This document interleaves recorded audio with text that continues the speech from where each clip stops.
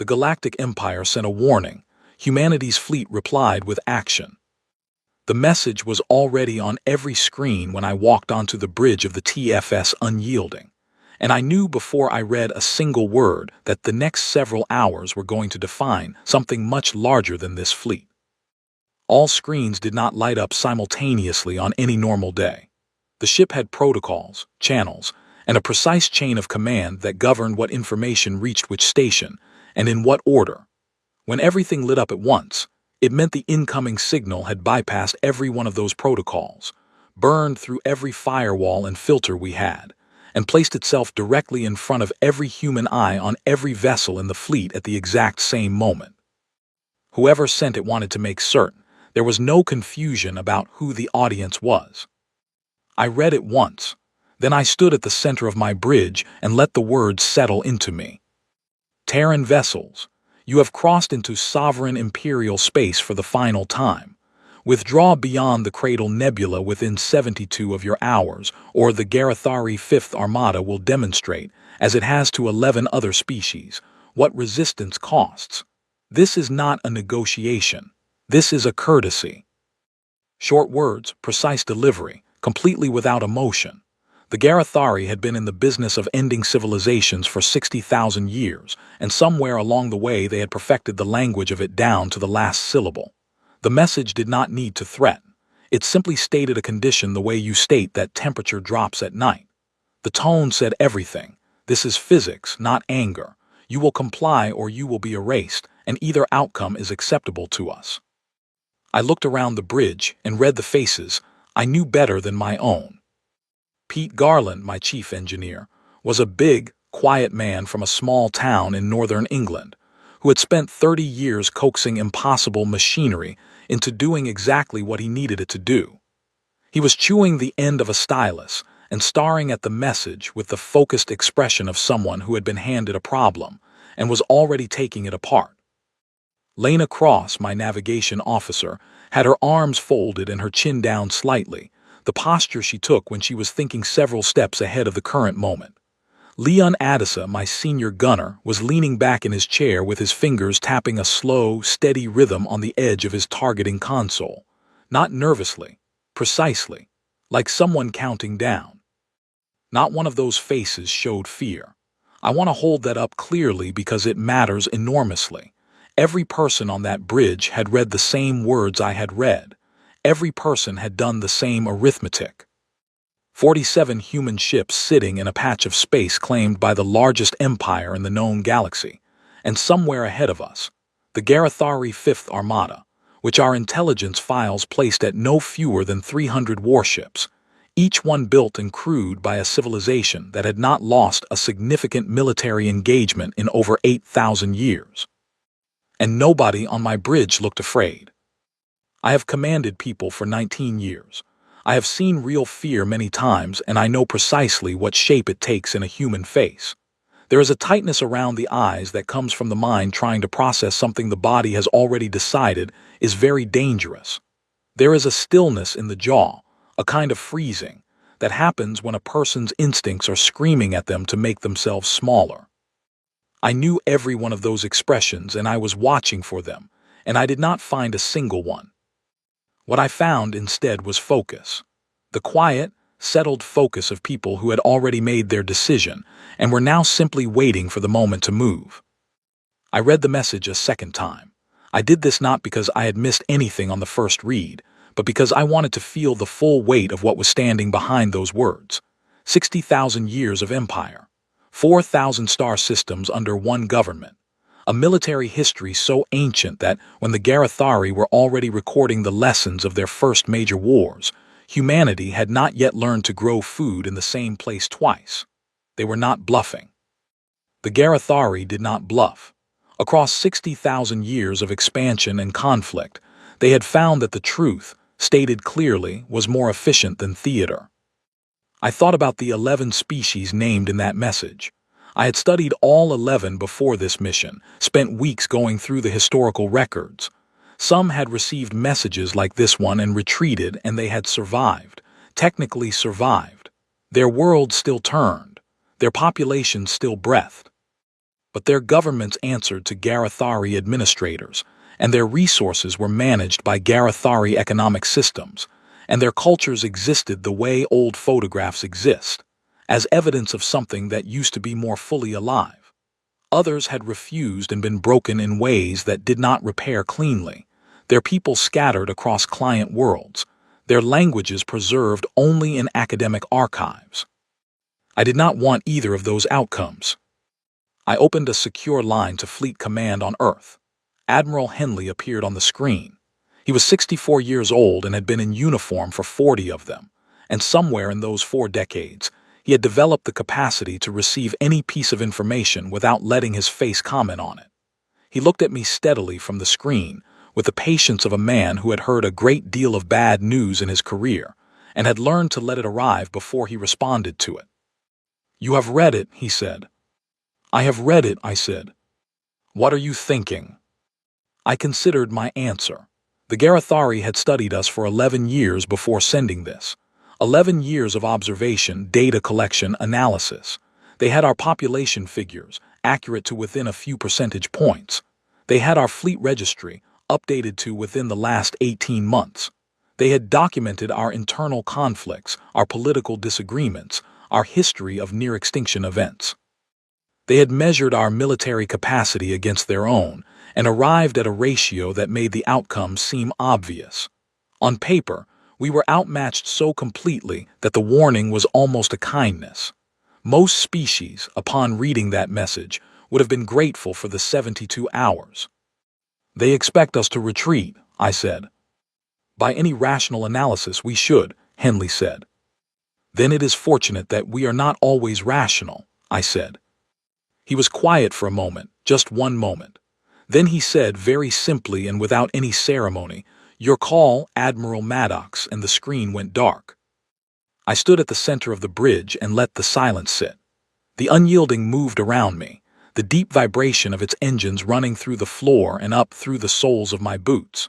Outside the hull, nearly a kilometer of human engineering and human stubbornness was holding position in space it had no right to occupy according to the most powerful governing body in the known galaxy.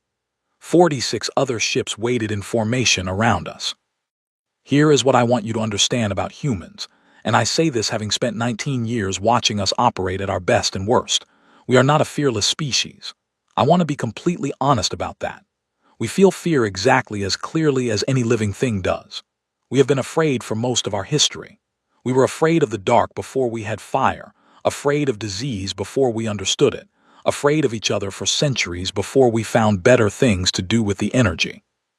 We have had more practice being afraid than almost anything else. What we learned from all of that practice was something very specific.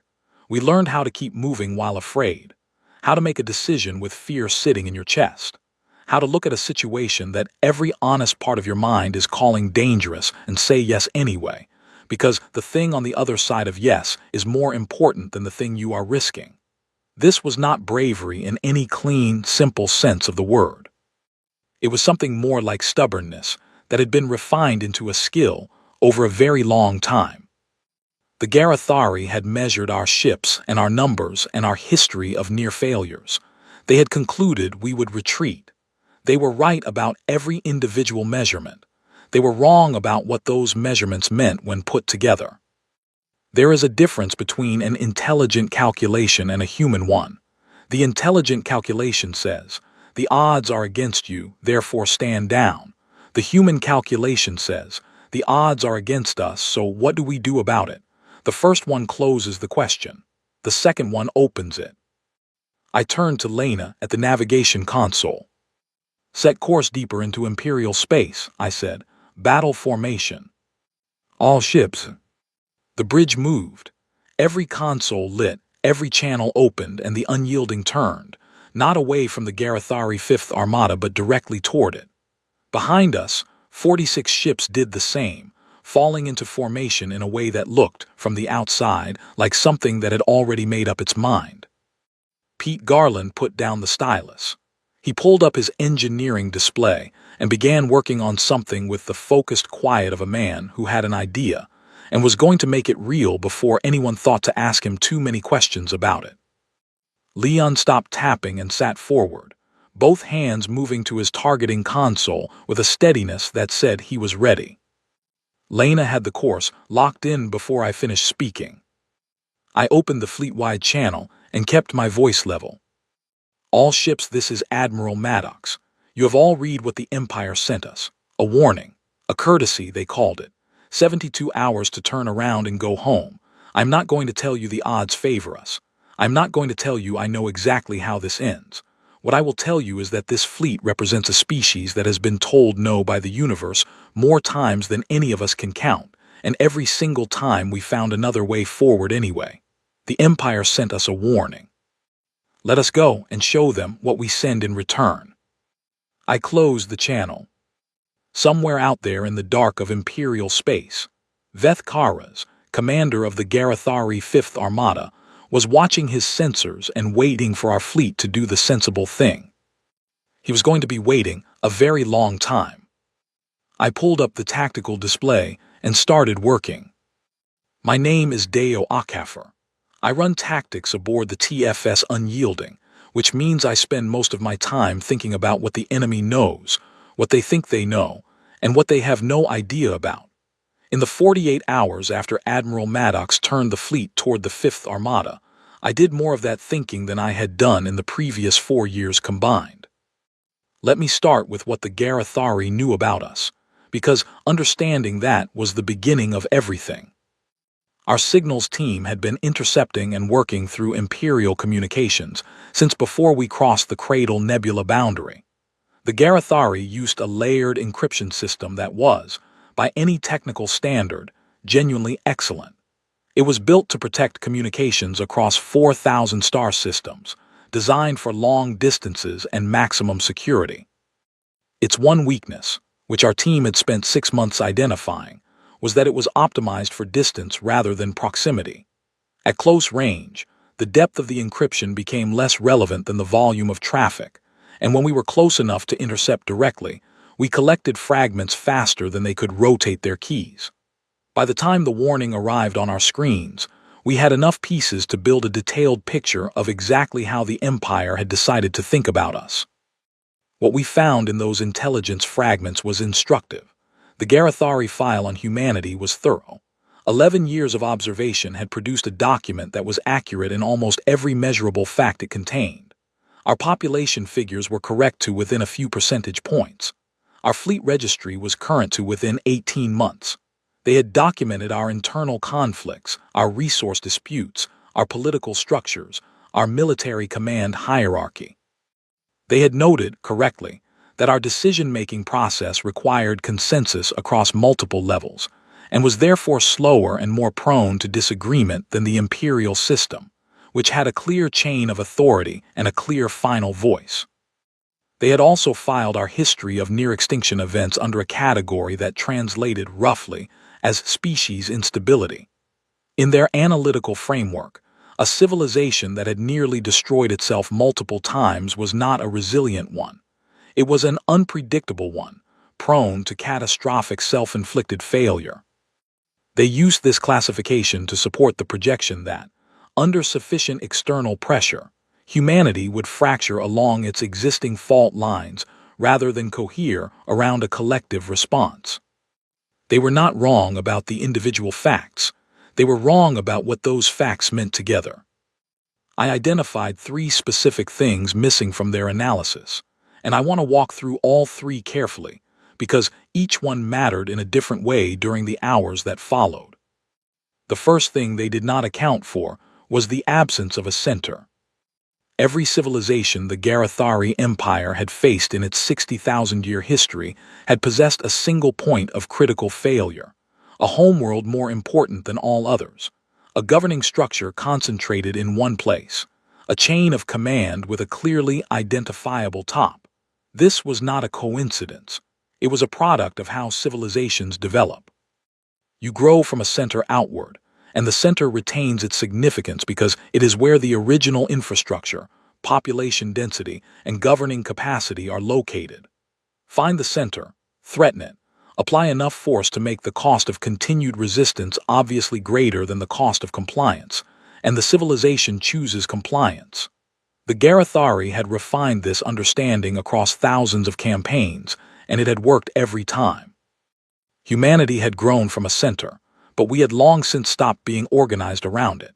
We had 34 colony worlds, mining installations on 43 asteroids and moons, deep space habitats with populations in the millions, and 9-generation ships already well outside any sphere of influence the Garathari could reach in any reasonable time frame. Each of those locations had its own governing structures, its own military assets, its own supply chains. Destroying Earth, which was the scenario the Garathari had actually modeled, would be a devastating and terrible thing. It would not end humanity. It would scatter and enrage a species that was already spread across more space than the Empire had mapped for us, and it would turn every one of those scattered communities into an independent problem rather than a solved one. The Empire had modeled erasing our center. We did not have a center in the way they understood the word. The second gap in their assessment was our engineering philosophy. Every spacefaring civilization the Garathari had studied developed weapons and propulsion technology along a logical progression. You began with kinetic systems, moved to directed energy, developed active shielding in response, refined propulsion, and at each stage you optimized toward efficiency and reliability. This progression was nearly universal. It was the natural product of operating in space, where resources were finite and every kilogram of wasted energy or material was a real cost. The Garathari had followed this progression. Every species they had encountered had followed it, with minor variations. They assumed we had too. Human engineers knew the standard progression. They had studied it thoroughly. They also had a cultural tendency to deviate from it whenever something unexpected caught their interest, and that tendency had produced, over 2 centuries of spaceflight, a body of technology that looked less like an orderly progression and more like a collection of brilliant accidents that kept working long after anyone could fully explain why. Pete Garland had submitted resource requests 3 days before the warning arrived that I had approved without asking too many questions, because I had learned from experience that asking Pete questions about what he was building before he was ready to tell you tended to produce long explanations involving physics principles I understood in theory, but had never expected to see applied this way, followed by a result that made the questions irrelevant anyway. What I knew was that he had requisitioned components from 3 navigational gravitational array units and had been doing something with them that was not in any of our technical manuals. I had noted his requests, marked them approved, and waited. You do not interrupt Pete when he is building something. The last time someone interrupted him mid-project, the result was a shielding modification that reduced our energy signature by 40% and became standard across the fleet within a year. The third gap was the one I considered most significant, and also the one hardest to explain to someone who has not operated inside human decision-making under real pressure. The Garathari trained for scenarios. This was not a criticism. Every military in history trains for scenarios. You identify probable situations, develop optimal responses, practice those responses until they are reliable, and build contingency plans for when the primary response fails. The Garathari had been doing this for 60,000 years and had produced a military doctrine that was genuinely formidable.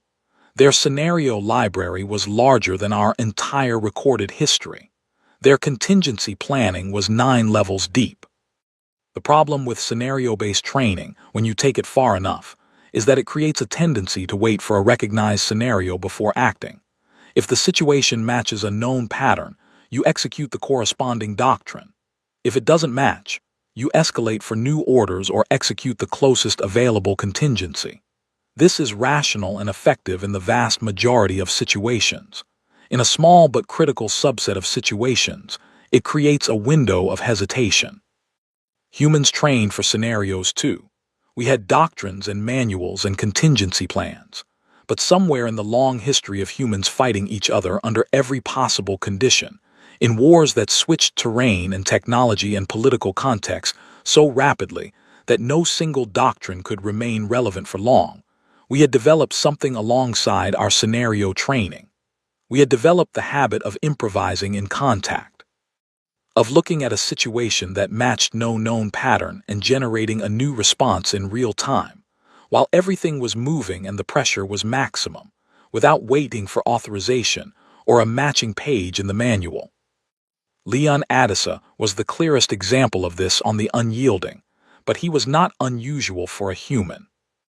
I had watched him in training exercises with every automated system offline and 4 simultaneous incoming vectors on his screen, and had seen him solve the problem with a targeting sequence that did not exist in our doctrine, that he invented in approximately 4 seconds.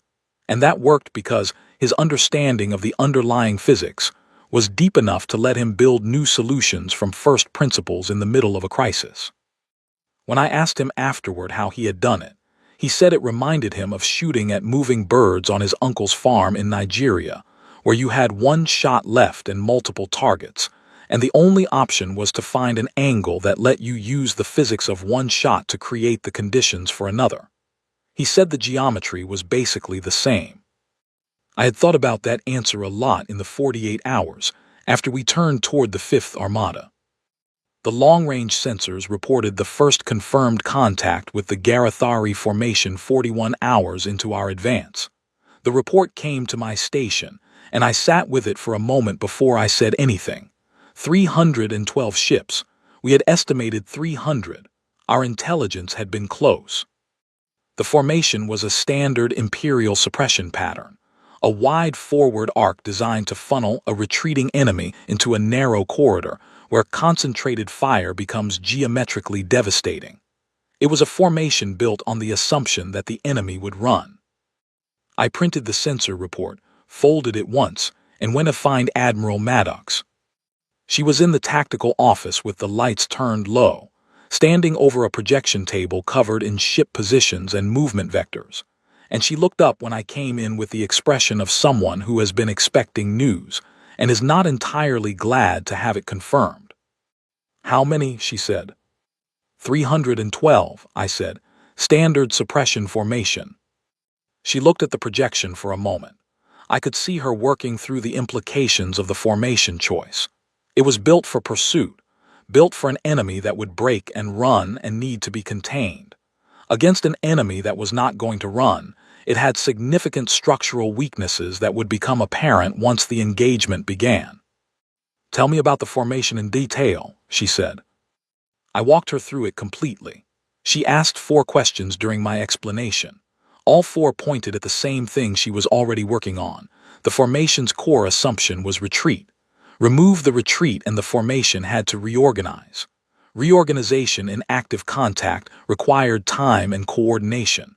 Time and coordination in the middle of a battle that was not going according to plan were not reliably available. "Pete's project," she said.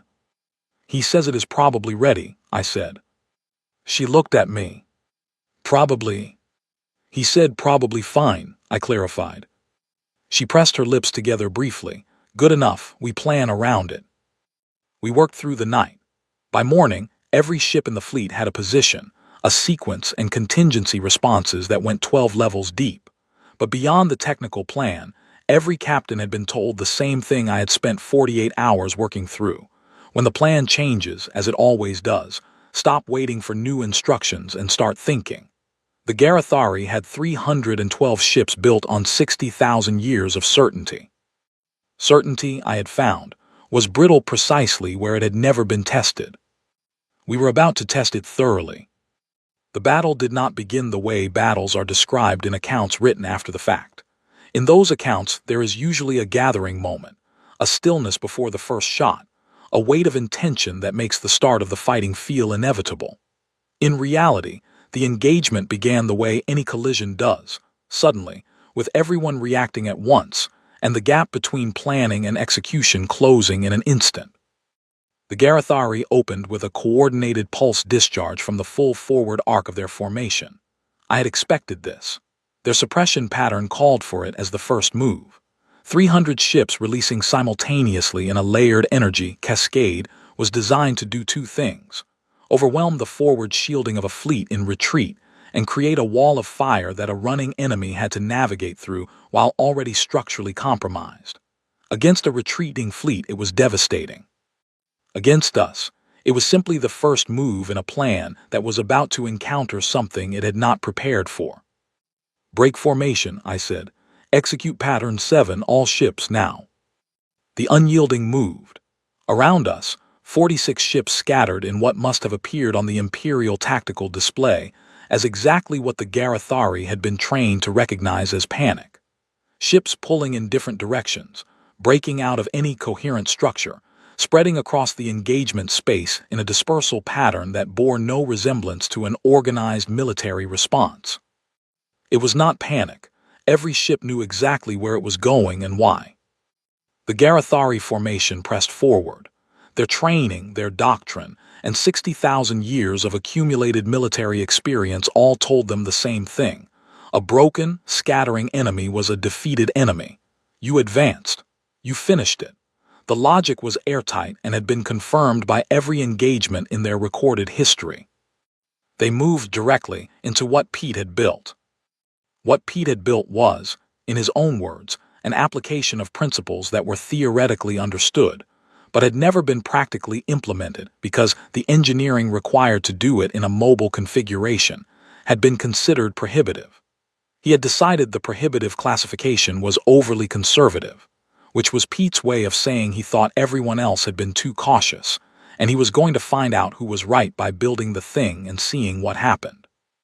The short version: he had reconfigured components from 3 navigational gravitational array units into a field emitter that, when triggered, inverted the targeting calibration systems of any actively firing weapon within a defined radius for approximately 19 seconds.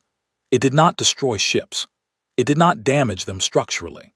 It simply made their weapons point at whatever their targeting systems calculated was the highest threat object in range, with the calibration reversed. Highest threat became the direction they fired.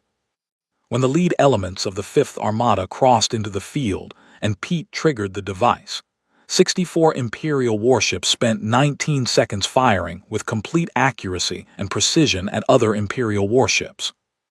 I watched it on the tactical display from the bridge. I will not pretend I felt nothing watching it. I felt quite a lot. None of the people on those ships had chosen to be part of an empire that sent warnings to other civilizations for recreation. I felt the weight of those 19 seconds. I held the weight of them. Then I said, "All ships advance. Leon targets priority 1. Leon was already moving. His hands had gone to the manual controls before I finished the sentence because the targeting systems had partially degraded in the edge of the pulse field, which we had expected and planned for. He was working with 3 targeting windows open simultaneously, sorting by threat level with a speed and accuracy that I could not have matched and did not attempt to. Leon had grown up shooting at moving targets from the age of 8 on his uncle's farm, and that history was paying dividends at a scale that his childhood self could not have imagined in any version of the future. The unyielding drove into the gap. The Garathari formation was in the process of reorganizing, pulling units from their disrupted positions, trying to rebuild the structure of the suppression pattern while simultaneously managing the damage their own weapons had caused. Reorganization requires communication. Communication requires time. Time was what we were inside. The next 4 hours were the most sustained and intense I have experienced in 19 years of service. A complete account is not something I can give because a complete account of an engagement at this scale does not exist as a single narrative. It exists as hundreds of simultaneous stories occupying the same space, each one with its own arc, and the person trying to coordinate all of them is always working with partial information and making decisions faster than any single person should be asked to make them. What I can give you is the moments that stayed in me after it was over. Lena Cross, 20 minutes into the engagement, taking a navigation hit that partially disabled our starboard attitude thrusters, and immediately, without being asked, recalculating our entire movement pattern using our reduced maneuverability as a design feature rather than a limitation, putting us into a rotation that made the unyielding harder to track by a margin that was not theoretical but measurable. Pete appearing at the back of the bridge 90 minutes in with his left arm wrapped in field dressing from the elbow to the shoulder, his right hand already pulling up a secondary power distribution panel on his wrist console, telling me in a perfectly level voice that he had personally repaired a critical relay in a section of the ship that had been on fire for the previous 20 minutes, and that power was now restored to the secondary targeting grid. And then going back the way he came before I could respond. Leon, 3 hours in, with his primary targeting system completely offline and his secondary running at roughly 40% capacity, and 4 Imperial destroyers closing on our port side in a staggered approach, designed to prevent us from targeting all 4 without exposing ourselves to the others. Watching him sit slightly forward in his chair, make one small manual adjustment, and fire a sequence that used the explosion of the 3rd ship to redirect the 4th into our line of fire. Watching all 4 targets eliminated in under 12 seconds. When I asked him about it later, he told me it was the same geometry as shooting into a flock when you only had 1 round remaining.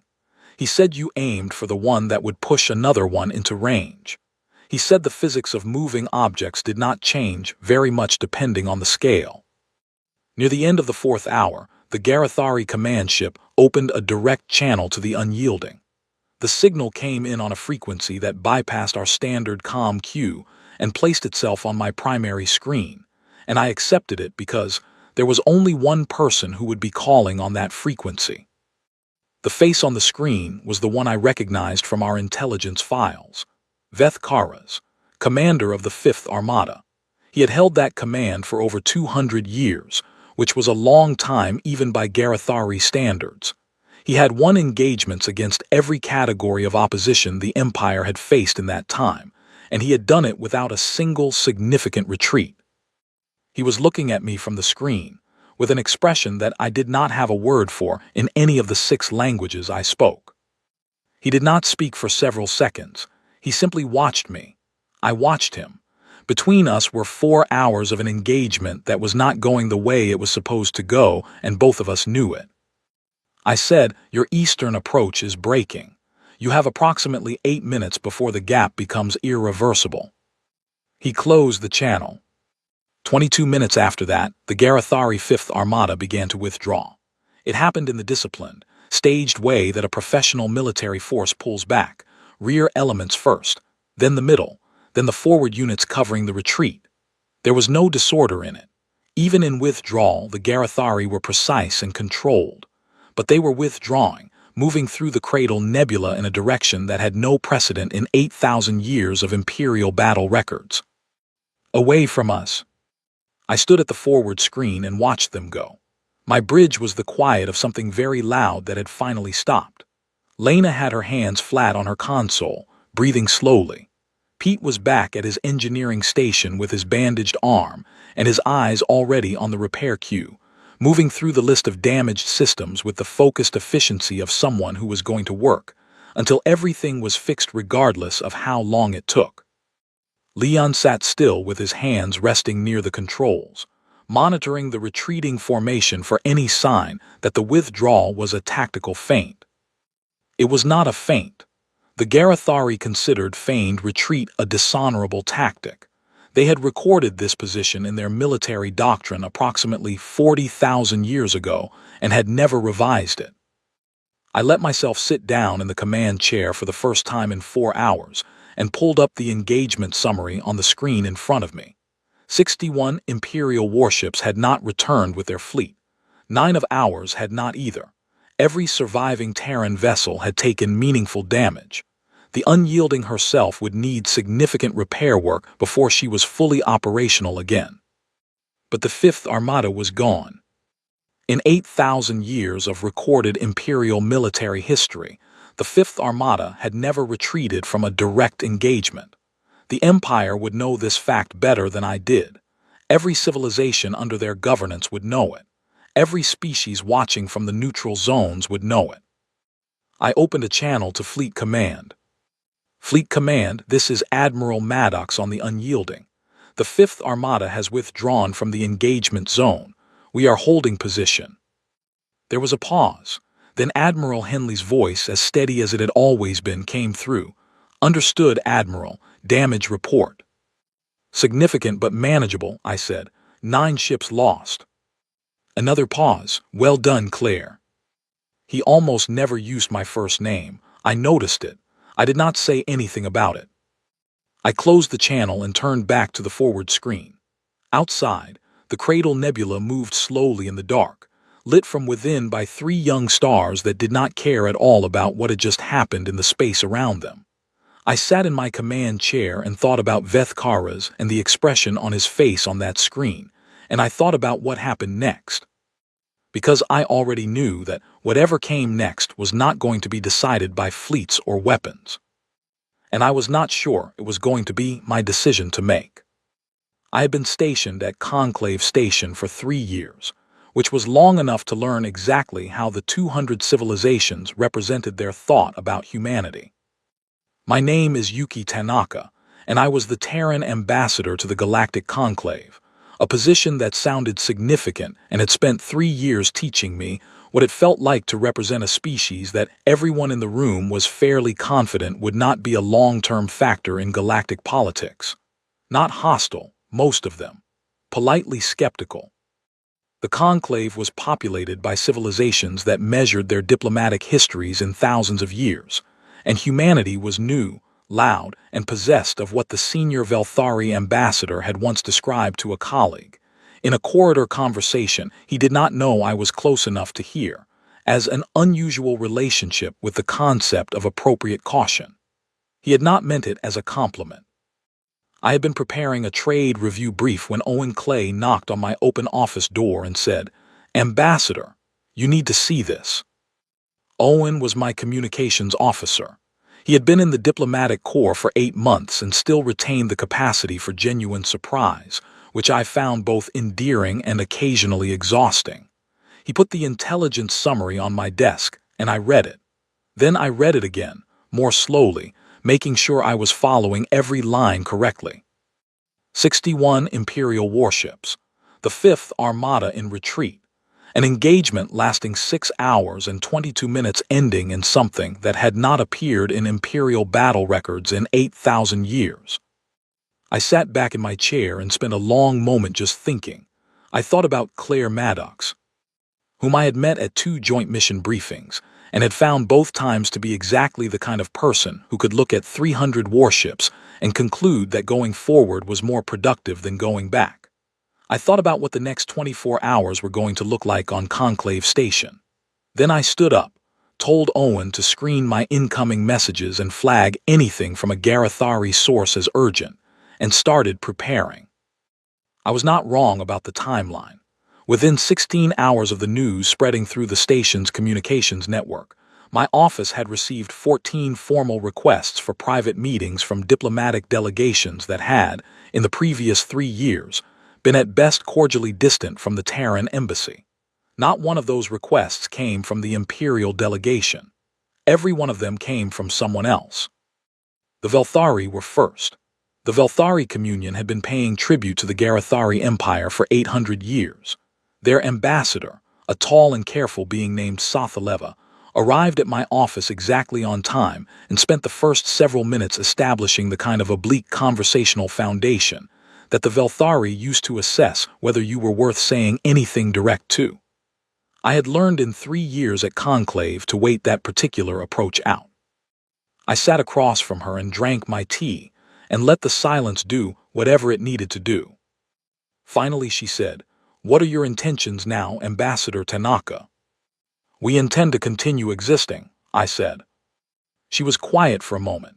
Then, with the specific careful quality that I associated with Velthari diplomatic language when it was approaching something it actually wanted to say, "The Empire will respond to this." "We expect so," I said. "The response will be larger than the 5th Armada." "We expect that too," I said. She looked at me. The Velthari have considerably larger eyes than humans, a product of their homeworld's low ambient light levels, and when they look at you directly the effect is quite intense. I held the look. "Your species is very strange," she said. We have been told, I said. She left without committing to anything specific, but she was back the following morning with 3 additional Velthari officials and a set of questions that were clearly the beginning of a much longer and more substantive conversation.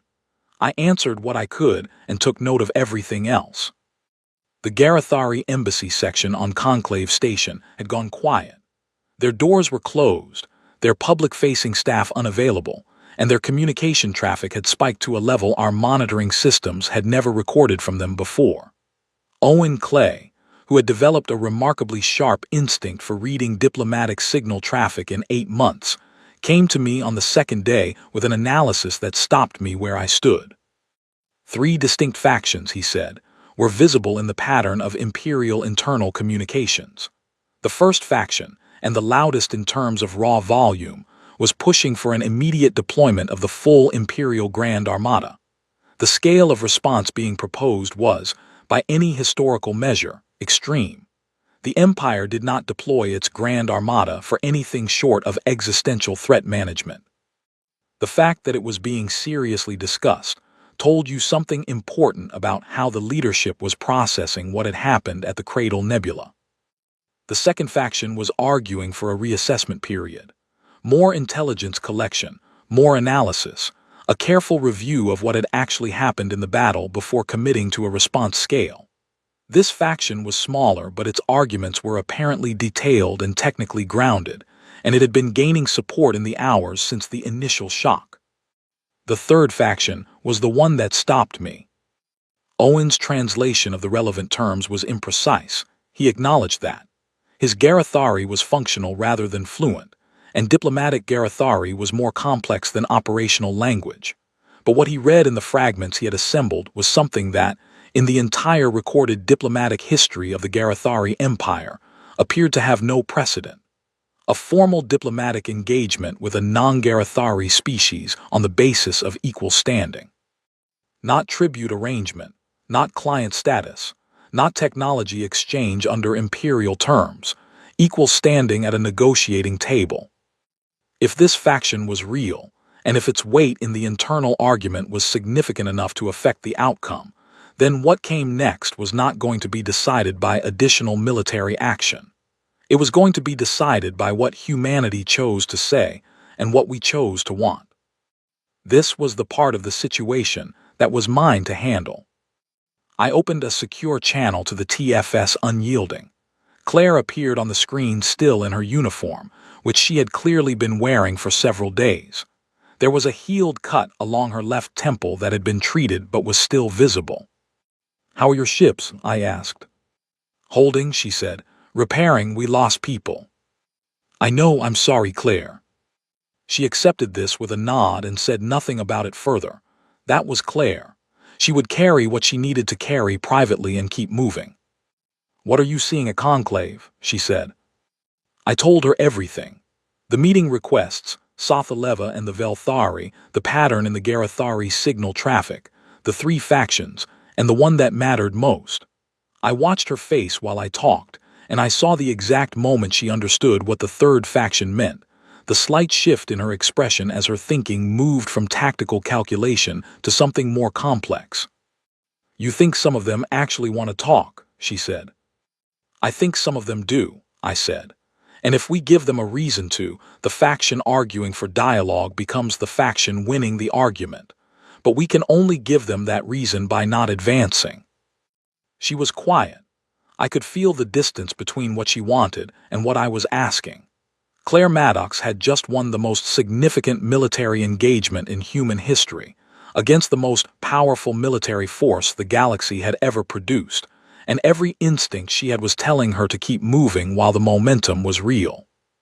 "We have something they have never encountered," she said. "If we stop now." "If we stop now," I said, "we hand the dialogue faction the only tool it needs. If we keep moving, we confirm everything the Grand Armada faction is saying, and we lose the argument for them before it is finished. Claire, I have read the numbers on the Grand Armada. The Fifth Armada was approximately 11% of their total combat-ready fleet. The silence that followed was a different kind of silence from the ones before it, longer, more careful. "We drift," she said at last. "Slowly," I said. Something crossed her face that was almost a smile. "Fine, tell them we are not anchored. We are considering our options, slowly. I will tell them that in the course of reviewing the situation, the Terran fleet has elected to hold its current position as a gesture of consideration for developing circumstances," I said. "You can say it like that," she said. "That is what you are for." She closed the channel. The next morning I walked into the Conclave's grand chamber for the first time since the news from the Cradle Nebula had spread across the station. The grand chamber was not a room used for casual gatherings. It was the formal space of the Conclave, where major announcements were made and significant proceedings were held. The fact that nearly every delegation had sent a representative said everything about the weight of the moment. I stood at the Terran podium and waited for the room to settle completely. When it was quiet, I spoke.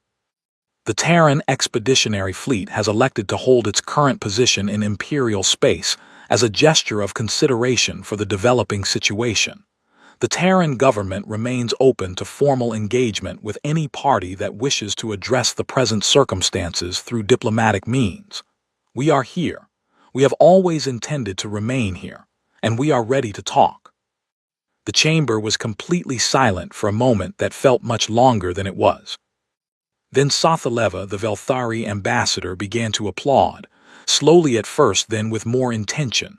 The delegate from the Drenal Collective joined, then 3 others, then 10. Then a significant portion of the room, though not all of it, not close to all of it, but enough, more than enough to mean something. I stood at the podium and kept my face composed and thought about the distance between where humanity had stood in this room 3 years ago and where it was standing now. Everything ahead was going to be complicated. The Empire was still the Empire. The Grand Armada still existed. The weeks ahead would require more precision and patience, and carefully managed risk than anything I had handled before. But something in that room had moved. Something very old and very fixed had shifted, and I intended to use every skill I had been trained in, and every lesson I had learned in 3 years of being underestimated to make sure that shift became something permanent. The Velthari ambassador caught my eye from across the chamber and gave me a very small nod. I returned it. The call came on the 6th day, and it came through a channel that the Garathari had never used for direct diplomatic contact with a non-imperial species before. Not a standard comm line, not a neutral party relay, a direct, unencrypted, personal transmission addressed by name to Ambassador Yuki Tanaka at the Terran Embassy on Conclave Station. The message was 11 words. "We request a meeting, location neutral, representative will be Vethkaras." I sat with that for a long time before I responded. The choice of Vethkaras was significant in a way that required knowing something about Garathari culture to fully understand. Sending the commander who had been defeated, the highest-ranking military figure directly involved in what had happened at the Cradle Nebula, to a negotiating table was not an act of punishment or humiliation. In Garathari culture, it was an act of profound respect. It meant the Empire had assessed the situation and decided to put its best and most experienced individual at the table, regardless of what had happened in the engagement. It said, "We are taking this seriously." It also said, "We are not ashamed of what happened. We are studying it." I forwarded the message to Claire Maddox with a single note. "They chose Vethkaras. What does that tell you?" Her reply came back in 4 minutes, that they want to finish this properly. When do we go? The meeting was arranged for a neutral station in the border region between Imperial space and the Conclave's recognized neutral zones. The station was small, operational but not actively trafficked, selected by a Conclave arbitration committee, and agreed upon by both parties within 24 hours. The speed of the agreement surprised me. The Garathari did not typically move quickly in diplomatic arrangements. Speed in this context was itself a message. I arrived with Owen Clay and 2 other staff members. Claire arrived with Pete Garland and Lena Cross, a choice I understood immediately.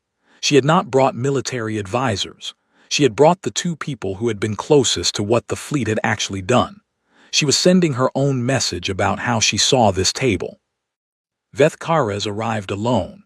No staff, no advisors, just the Garathari commander himself, tall and precise in a formal robe that bore no military insignia, which was a choice so deliberate it was practically a statement in itself.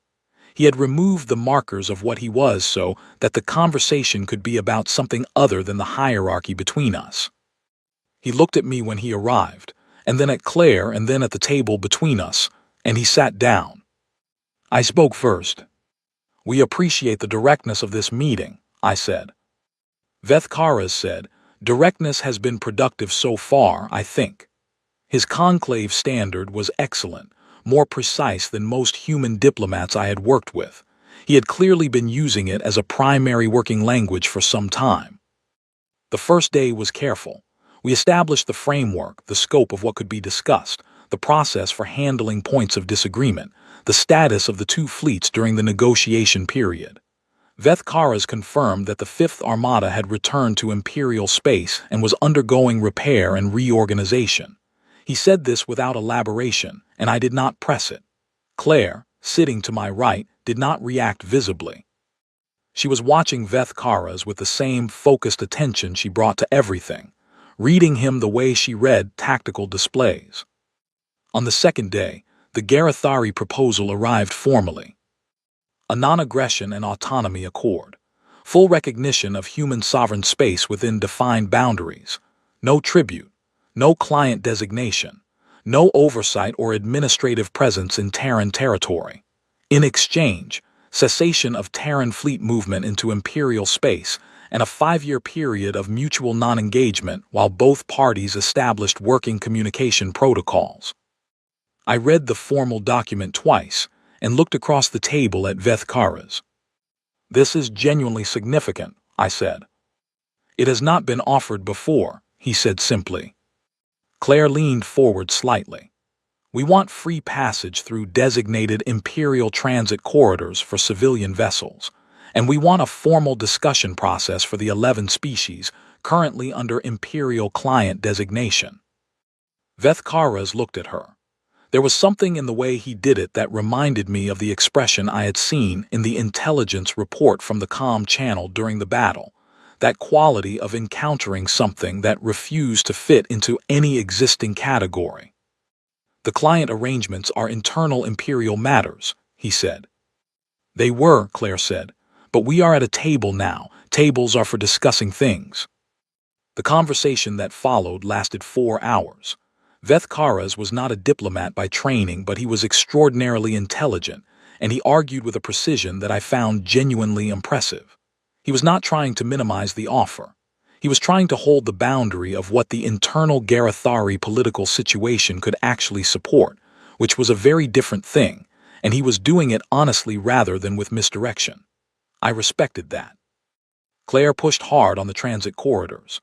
I pushed on the client designation question, carefully, aiming not for immediate resolution, but for the establishment of a formal framework in which the question could be raised.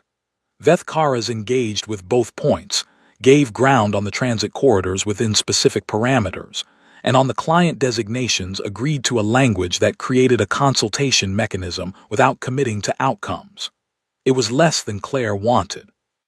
It was more than I had expected to get. After Vethkares withdrew for the day at the end of the second session, Claire and I were alone in the meeting room, and the conversation we had was not gentle. "The client designation mechanism is meaningless if it has no enforcement," she said. "It is not meaningless," I said. "It is a foot in a door that was completely closed 48 hours ago." "We have leverage right now that we will not have again in this form," she said. "We should use it." "We have a window right now that we will not have again in this form," I said. "If we push past what the third faction can deliver, we lose the third faction and the next face across this table is the Grand Armada. I am not going to let that happen." "You don't know that's what happens." "I know the numbers on the Grand Armada," I said. "You told me to let you know when I thought you were about to spend something we couldn't afford to spend. I am telling you now." She was silent for a long moment. She stood by the room's single narrow window, and looked out at the star field with her arms crossed and her jaw tight. "The 9 ships," she said quietly, and I understood that she was not talking about leverage or the Grand Armada. She was carrying something, and she was saying so in the only way she knew how. "I know," I said. She nodded once, then she turned back to the table. "The consultation mechanism has to have a defined review timeline," she said. "Annual at minimum, and the transit corridors need to include the outer Kepler approaches, not just the primary lanes." "I can get both of those," I said. "Then let's get them," she said. The third day was the day the accord was finalized. It took most of the morning to work through the remaining language, the specific boundaries of sovereign space, the transit corridor definitions, the review timeline and reporting structure for the client designation consultation mechanism, the communication protocols and arbitration procedures. Veth Karas reviewed every line with the same precision he had brought to every other part of the process. He asked 4 clarifying questions, each one pointing at a genuine ambiguity that I was glad he had found before the signing rather than after. When the document was ready, we signed it at the table. Veth Karas first, then me, then Claire. 3 signatures representing a negotiation that had not existed in any form 2 weeks ago, and that was now written into the permanent diplomatic record of the conclave. Afterward, there was a brief formal closing. Owen poured something from the small bottle of whiskey I had brought for this purpose, and the 3 of us sat with small glasses at the end of the table. And for a moment, the room was quiet in the particular way that things are quiet when something large has just finished. Veth Karas sat with his glass and did not drink from it immediately. He looked at it for a moment. Then he looked at Claire. "I have held my command for 214 years, he said. His voice was different from the way it had been in the formal sessions, more direct, less constructed. "In that time I have ended 11 civilizations." Neither of us spoke. "I studied each of them for 1 full year before I sent the warning," he continued. "Population patterns, governing structures, military capability, cultural cohesion under external pressure, 1 year each. I wanted to understand what I was doing and why the outcome was certain." He paused. "I studied humanity for 11 years. I was given 11 years because the initial analysts were not confident, and rather than send more analysts, I kept studying myself." He looked at Claire. "And I still did not understand you." Claire was quiet for a moment. She looked at the table, then at Veth Karas. "We don't fully understand ourselves," she said. "That's kind of the whole thing." Veth Karas looked at her for a long moment. Then he did something I had not seen in any of the intelligence files about Garathari social behavior. He made a sound that was, I believe, a form of quiet laughter. "Yes," he said, "I have begun to understand that." He stood. We stood. The formal closing was brief and correct, and then he was gone, and Owen was quietly gathering the copies of the accord, and Lena was already in the doorway of the adjacent room with a data summary of the final terms that Claire had asked for. I stood at the window for a moment after everyone else had moved on to the next thing. Outside the station, 2 fleets were somewhere in the dark. One was moving toward repair yards in Imperial space. One was heading back toward human territory. Both were smaller than they had been 2 weeks ago, and the absence of those ships and those people was something I was going to carry for a long time. But the accord was real. The consultation mechanism was real. Sothaleva had called me that morning to say that the Velthari Communion intended to use the new framework at their earliest opportunity, and 3 other client designation species had made similar quiet inquiries through back channels. Something had changed. Not everything. Not permanently, not without continued effort and vigilance and the particular human willingness to sit at a table and argue for the things that mattered even when the table was uncomfortable. But something. I put the window behind me and went to help Owen pack up the office. The TFS Unyielding left the neutral station on a clear heading back toward human space, and I stood at the forward screen in the observation room off the bridge and watched the stars adjust as we turned. I had been standing there for 20 minutes, and I had not needed to do anything in those 20 minutes, which was a condition I had almost forgotten was possible. There were no incoming contacts on the tactical display, no fleet-wide decisions waiting for my input. The ship was moving and the crew was moving, and everything that needed to be done was being done by the people I trusted to do it. Pete was in the engineering bay, which was where Pete always was and always would be, working through the repair list with the systematic focus of someone who would not be satisfied until everything worked perfectly rather than just adequately. I had visited him an hour ago, and he had shown me the progress on the secondary systems, pointed out 3 repairs that he was doing differently from the original configuration, because he had ideas about how they should have been built from the beginning, and barely looked up while he talked, which meant he was fine. Lena had the helm and the course, and the calm efficiency that made her the navigator I wanted on every long transit regardless of what was waiting at the other end. Leon was off duty and asleep, which was something I had personally confirmed, because Leon's instinct was to stay at his station long after he should have left it, and I had learned to check.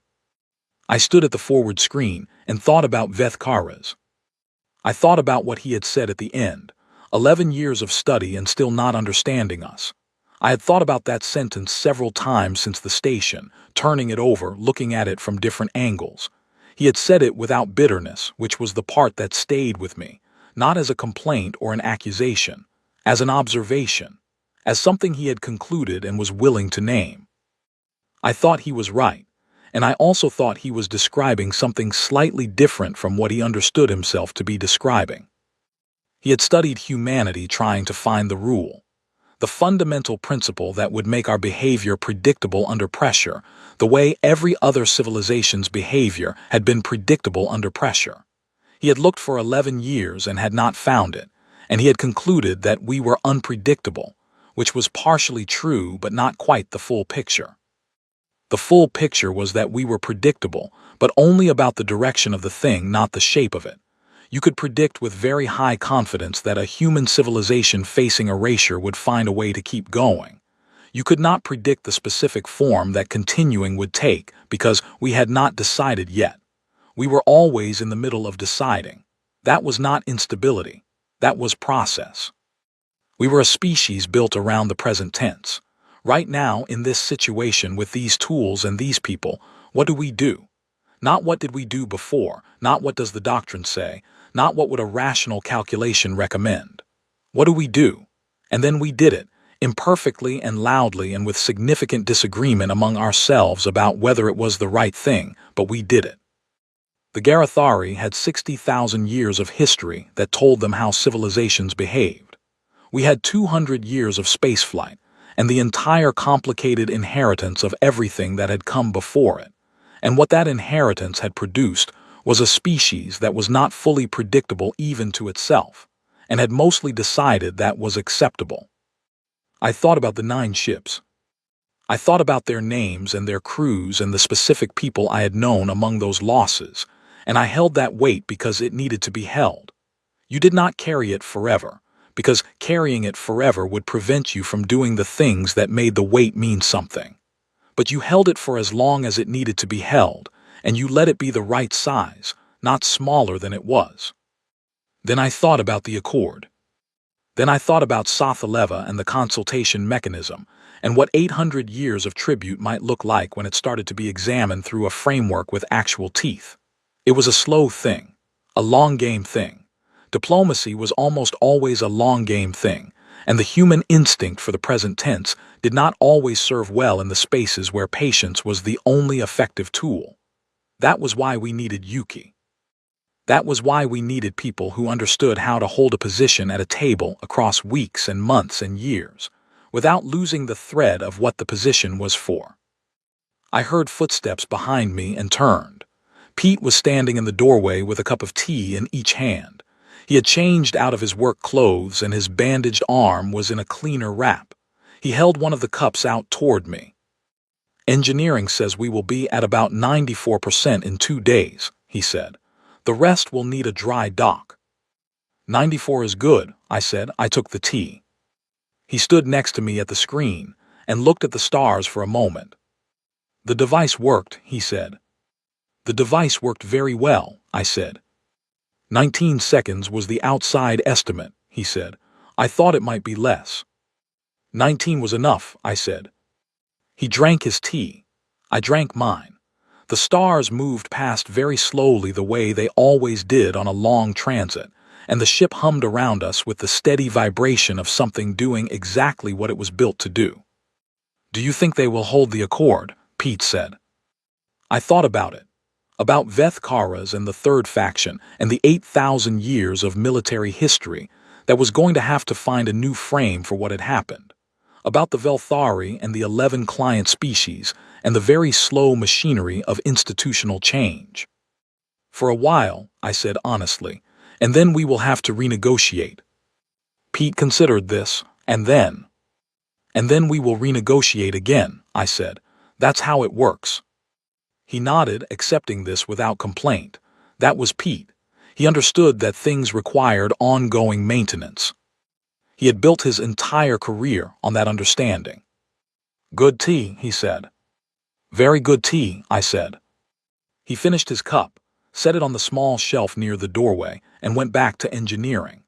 I stayed at the screen a while longer, watching the stars and thinking about nothing in particular except the very specific feeling of a ship moving through space on a heading you chose, toward a future that was not decided yet. We had not fixed everything. We had not resolved every tension or addressed every injustice or guaranteed any particular outcome. We were a young species at a table that was very old, and we were going to do things at that table that were imperfect, and some things that would need to be corrected, and some things that we would look back on and wish we had handled differently. That was going to be true. I knew it, and I did not pretend otherwise. But we were at the table. We were there with our own names and our own terms and our own voice, and nobody had put us there by deciding we were acceptable and worth including. We had put ourselves there, the hard way, the only way that results in actually staying. The stars outside the screen were the same stars they had always been, but we were moving through them differently now, not as a species that the galaxy tolerated at a careful distance, as one that had looked at a warning from the oldest and largest empire in recorded history and found, in that warning, not a reason to stop but a direction to move. We replied with action. That was what we did. It was what we had always done. And today, for this moment, that had been exactly enough.